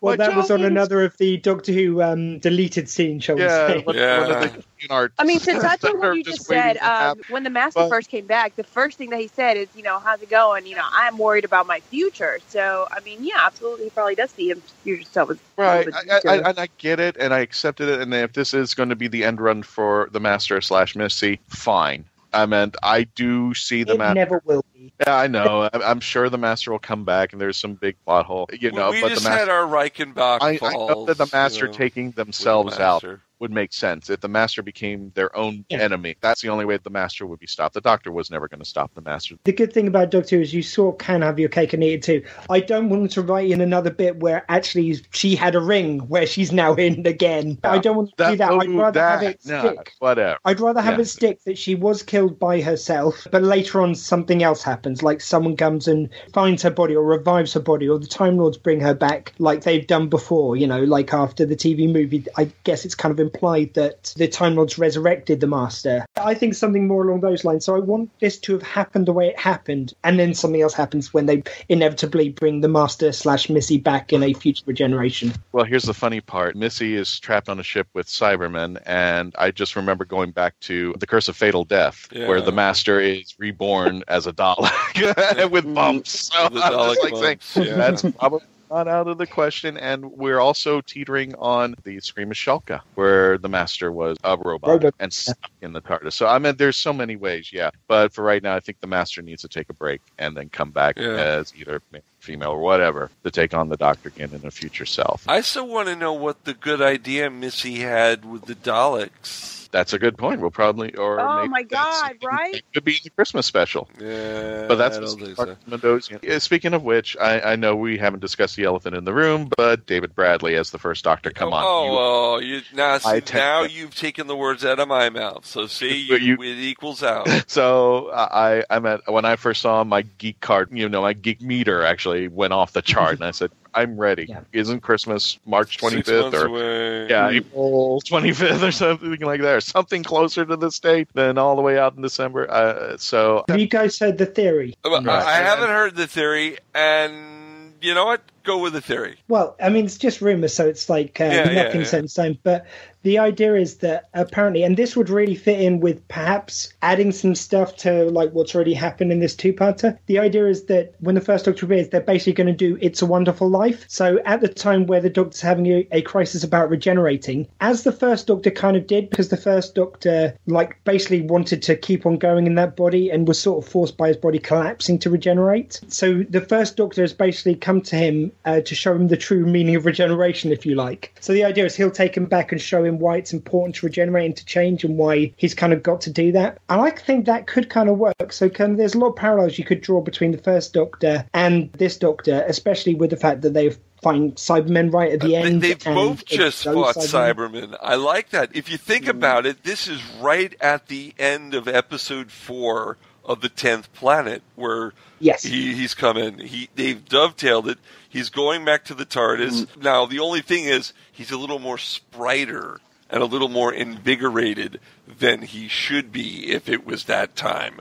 Because if I remember correctly, in the 10th Planet, the Doctor was really kind of poorly going back to the TARDIS. But is it the kind of body of the Doctor from that moment, or is it something more of he's appearing to himself in a sort of vision, if you like? Mm-hmm. So, like, I don't want to say that it's not happening, but it's kind of maybe a lot of this is happening in his mind. So he's kind of going more on that kind of journey. That was actually a speculation, too, that he's actually going through the regeneration this whole episode, but he's remembering the first time he regenerated, and, he didn't want to go, and he had to shell out the body, and the First Doctor is going to convince him. A dream within a dream. Yeah. Or if we're lucky, maybe we'll find a tangerine.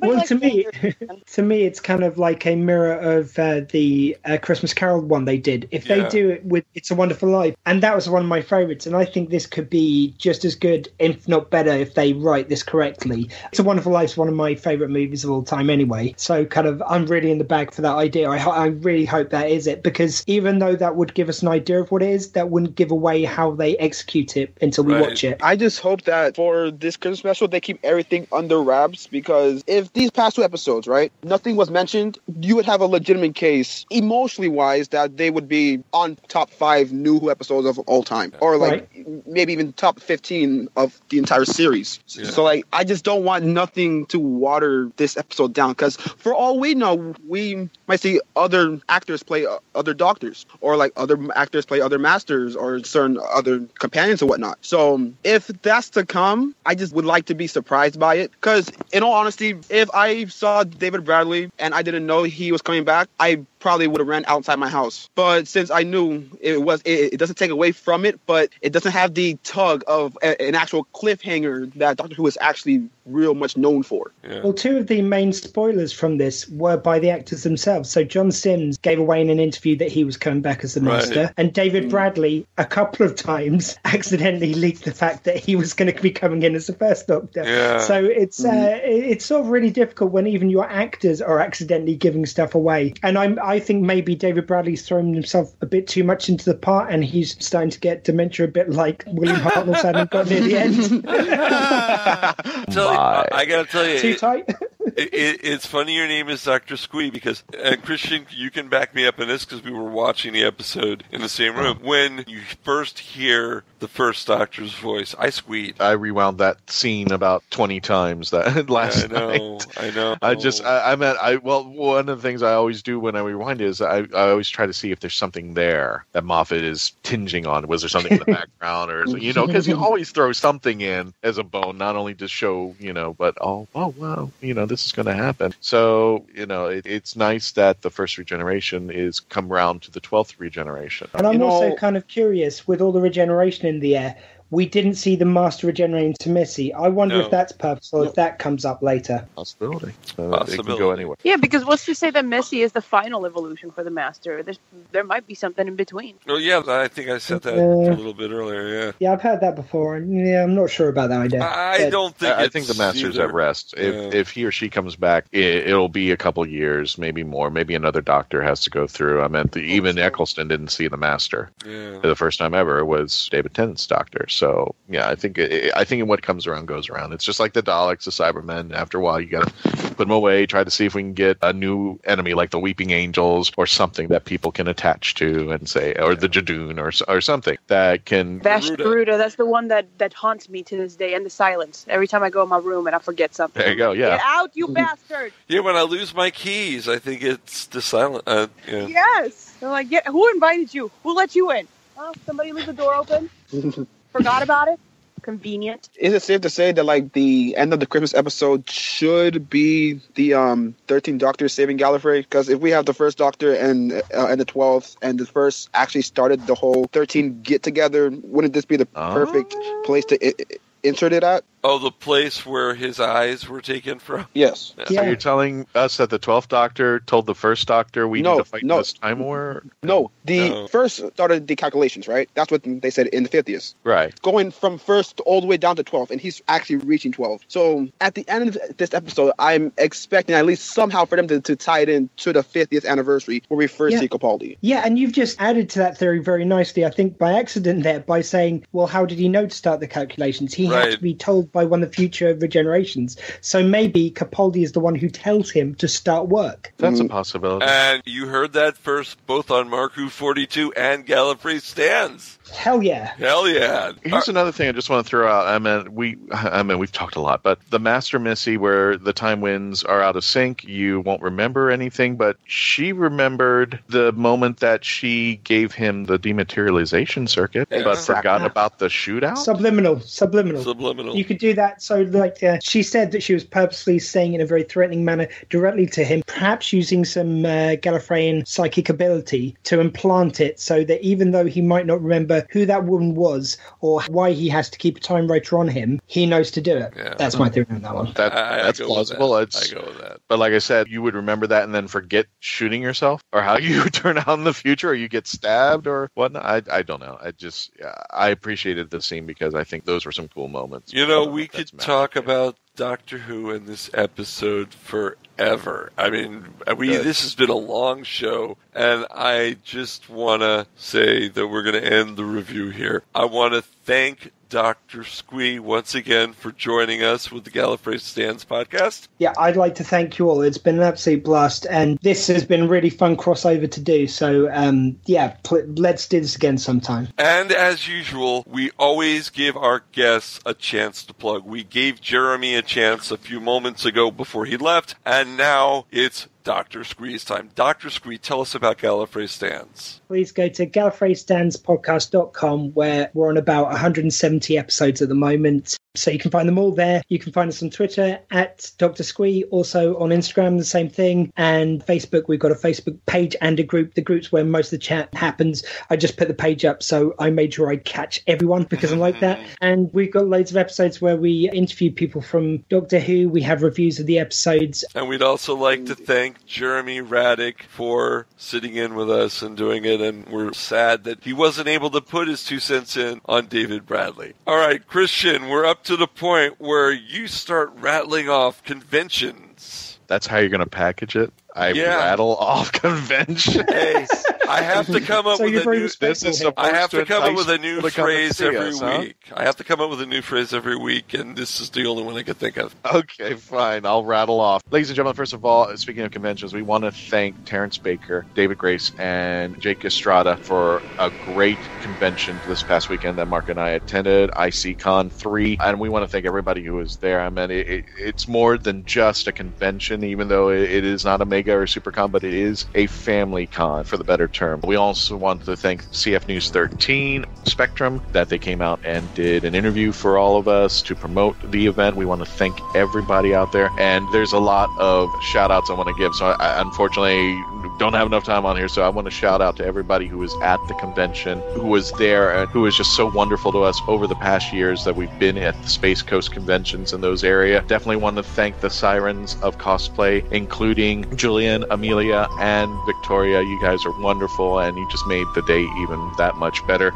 Mark, I know you want to give out a shout out to another podcaster being out there. Yes, I do. I'd like to thank Garrett with the Hanging with Webb Show. We did a interview with him that'll be on his website and on YouTube, where Christian and I get to talk about conventions, about MarkWHO42, and about the Legend of the Traveling TARDIS. Let's hear it for Christian. I mean, he's got Legends. That's been going on for about as long as our show has been going on, and you've got over 30,000 likes. Yeah, a lot of people like that little blue metal box. So, But again, thank you to everybody at ICCon 3 for just a fantastic event, and hopefully there will be a lot more, and especially coming out to Space Coast Comic Con, but we'll mention that later on the coming. We have an event coming up. It is not MarkWHO42 related, but we just want people in the Central Florida area to know, especially around Orlando and Kissimmee. Sylvester McCoy and a bunch of the other Doctor Who celebrities will be at the Coliseum of Comics Friday, July 14th from 5 p.m. to 8 p.m. at the Kissimmee Coliseum of Comics, featuring Sylvester McCoy, Fraser Hines, Daphne Ashbrook, Simon Fisher-Becker, Sarah Louise Madison, Colin Spall, Rob Sherman. And I just got to say this, all of these people have been on our show at one point or another. Yeah. So same here.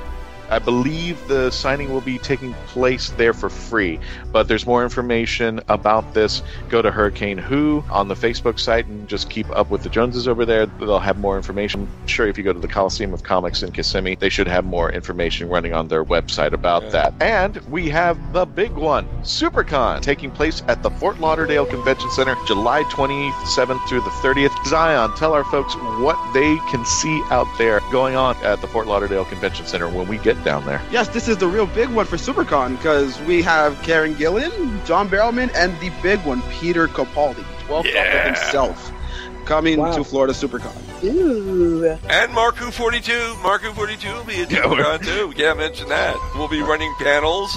We'll have our merchandise booth, and it's going to be a fun convention. You will all love it. If you're in the South Florida area at the end of July, please come to Florida SuperCon, right, guys? Oh, yeah. Correct. Yeah, well, hell yeah. Oh, yeah. We'd love to invite Dr. Squee. Dr. Squee, if you could make it over here, you could stay in on our couch. The Baumgartner home of abode. Yeah. Okay, I just have to rob a small bank before then, but I'm in. There we go. No problem. Can't see an issue. And ladies and gentlemen, as we are speaking, I was actually doing some work and negotiating while we've been doing this podcast, and I am going to be happily saying... Oh, we got the email? We won't say any further. We're going to start promoting next podcast. The whole... We got cliffhangers too. What's up? Yeah. We're going to leave it at that, but we're going to say that 3 of the team members of MarkWHO42 may be coming to a state near you. So we're not going to be in Florida? We're not going to be in Florida. There is an event that we'll be going to, but as we speak right now, and I've just been talking to their convention heads, we have finalized everything about this convention, and we will tell you about this, but stay tuned for the next episode of MarkWHO42 when we talk about it.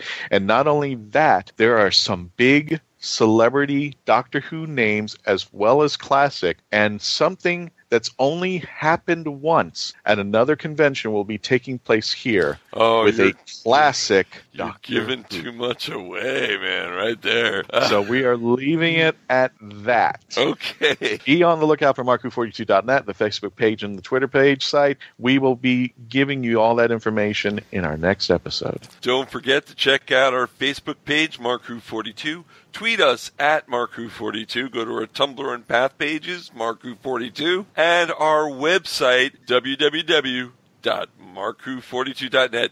And you really don't need that www anymore. I'm being old school. Also, don't forget, our apps have been updated by both Apple and Google Play. They are now better than ever, and you can listen to our shows there. You can listen to our shows at iHeartRadio. You can go get the TuneIn app. You can go to Stitcher Radio.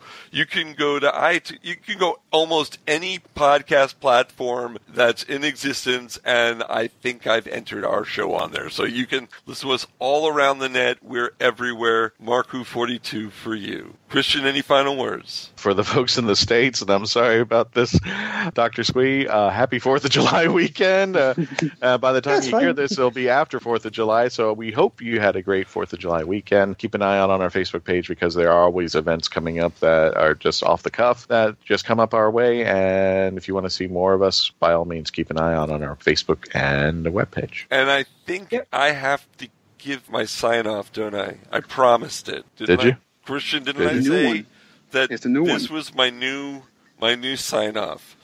Say it quick. Have episode. Have TARDIS will travel. We'll see you next week, guys. Bye. Goodbye.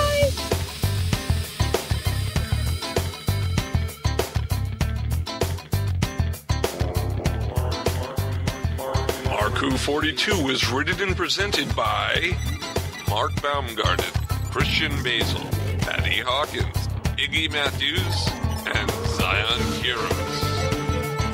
This episode was edited, directed, and produced by Mark Baumgarten and co-produced by Christian Basil. Visit MarkWHO42.net, where you can register and become part of the Hooniverse Army. We can be contacted by email at mark@MarkWHO42, subject line, ? If you'd like a chance to be a guest on our radio show, send an email to our Media Relations Director, Christian Basil, at markWHO42media@yahoo.com. You can have MarkWHO42 entertain at your next event or convention. Go to heroesonhand.com/MarkWHO42. Space Coast Comics is a free monthly magazine found in over 120 locations currently throughout Brevard County, parts of Osceola, Volusia, and Indian River County in Florida, and available in Chicago. Follow them on Facebook to learn more.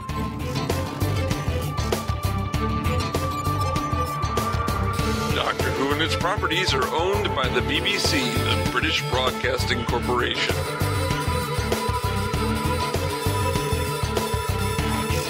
This show is owned and copyrighted by Mark Baumgarten, 2017. This is Krypton Radio.